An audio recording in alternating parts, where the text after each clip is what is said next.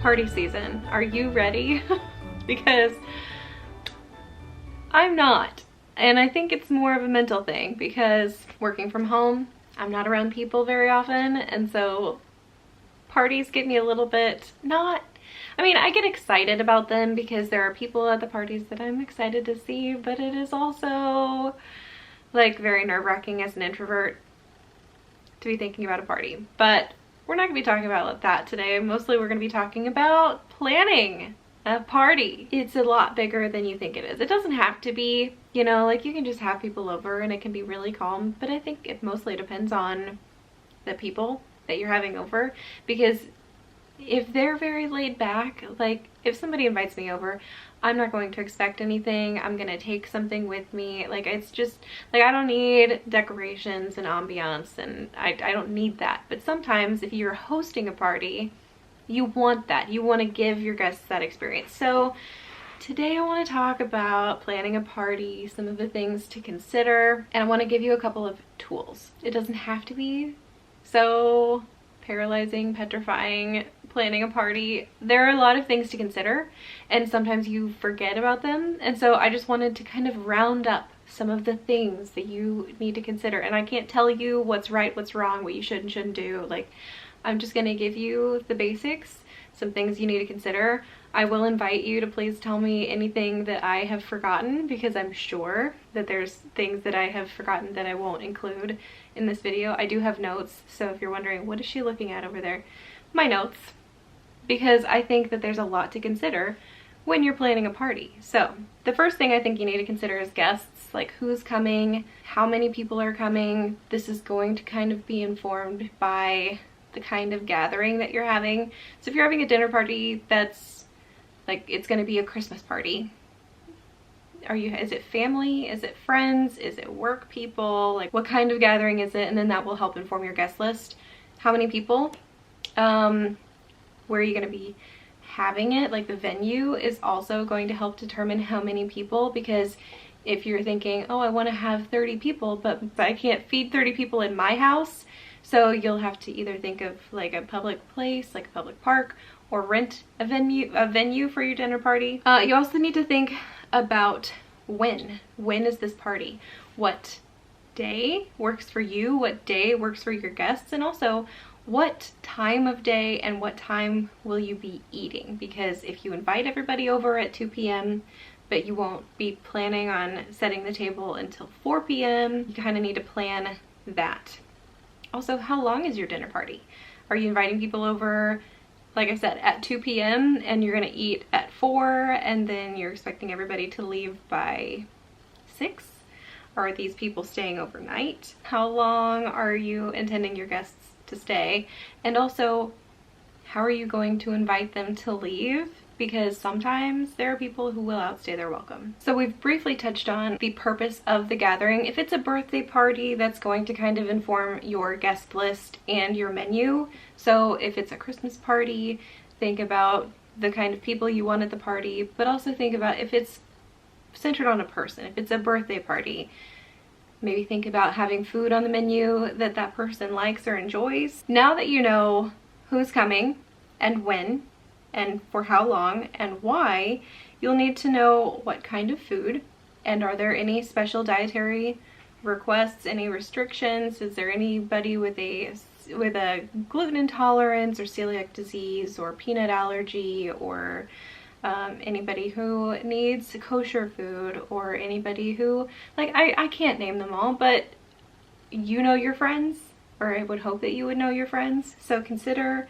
special dietary needs. Also consider attire, because if you say we're having a Christmas party, you're gonna get a range of apparel, and I always like to invite people over in cozy, comfy clothes. So I'm not going to be offended if somebody comes to my house in sweatpants, because that means I get to wear sweatpants.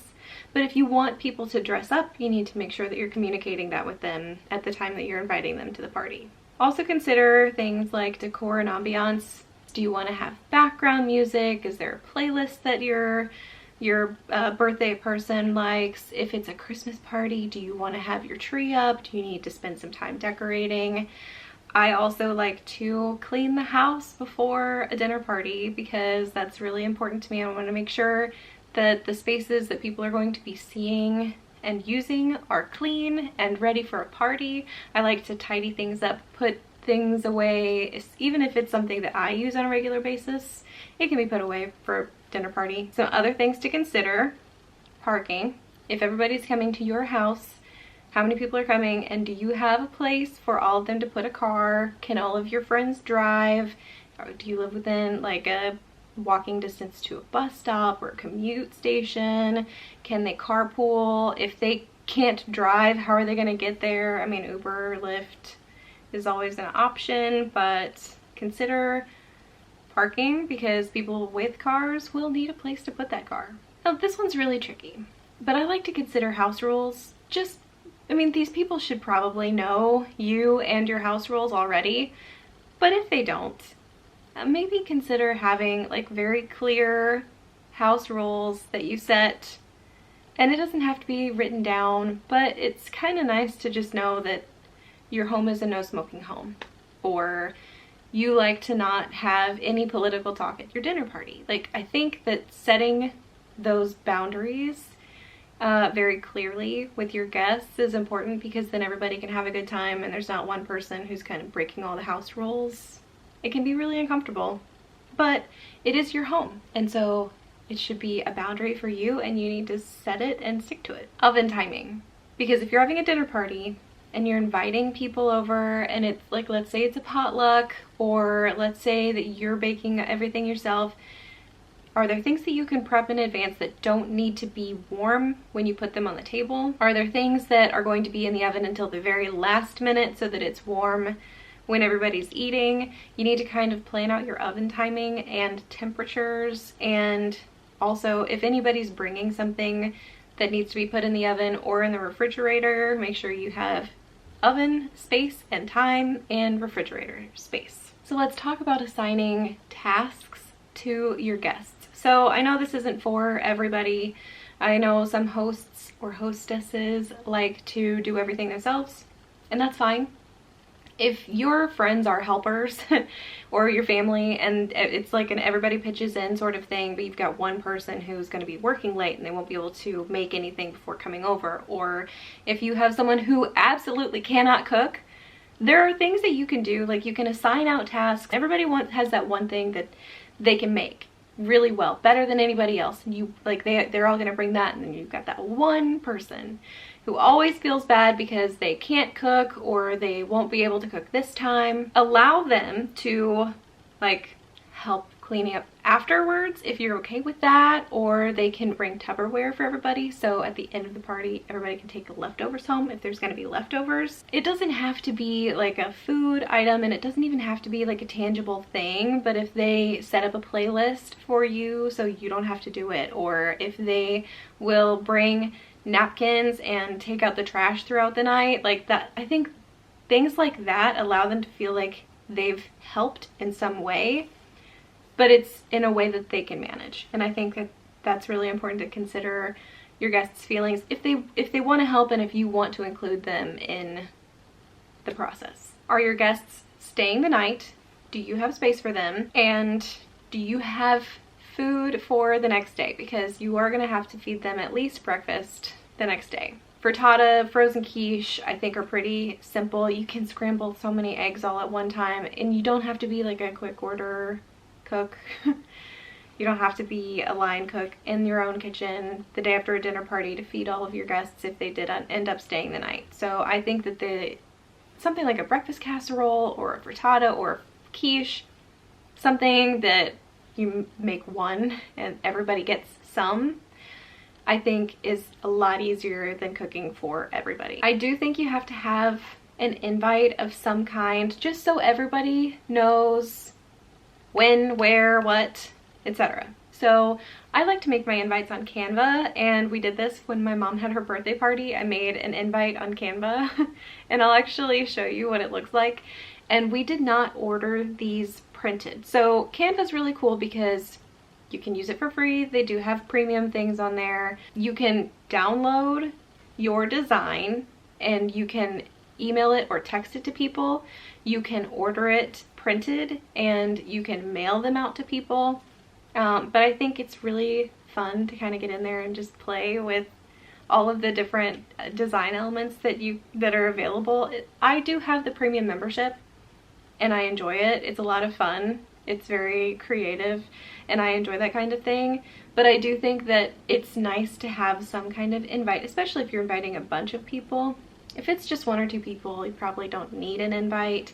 But I think that it's a nice creative touch, and if you have time, I say why not send an invite. My last suggestion for planning a dinner party is to have a checklist of some kind. It could be digital, it could be on paper, it could be one that you found online and downloaded. It can be a Google sheet that you share with the people of the party that are coming, because everybody gets to sign up for something and everybody else gets to see what they're bringing. I do want to share with you this cookbook. The cookbook part of this cookbook is fine, but the party planning aspect of this cookbook I think is what makes this cookbook better. So it's called the Good Housekeeping Christmas Cookbook. This really encompasses the whole Christmas party, Christmas season, even has Christmas countdown, December 15th. Check in with your guests, December 16th. Select the menu, December 17th, order the turkey or roast. She breaks it down so you're not spending a whole day trying to get everything ready for your party. There's just a little bit every day, just kind of building up, and it doesn't have to be on that particular day, but it's kind of nice to kind of get it done a little bit of it at a time. There's even an idea in here for a Christmas Day wine tasting. I mean, I really enjoy this cookbook. I'm gonna go ahead and link to it. Last time I looked on Amazon, it was there. I do think that there's another one, a more recent one. I think this one's an older version. There might be a newer version. Planning a party doesn't have to be so scary, so daunting. I think that the daunting part is just all of the variables and not even knowing what you're forgetting. And so that's why I'm going to welcome you again to please tell me what I forgot in a comment, because I'm sure that there's something. I hope you have a party this year. It's been a while since we've been able to have like Christmas gatherings. So that's all that I have for today. I'm starting to get excited about Christmas parties and planning them and seeing people this year. I think it's going to be a lot of fun. But I think that's all that I have to talk to you about today. Like I said, please leave a comment with the things I forgot in the description box, and you guys will see me in another video, another VlogsGiving video tomorrow. Bye!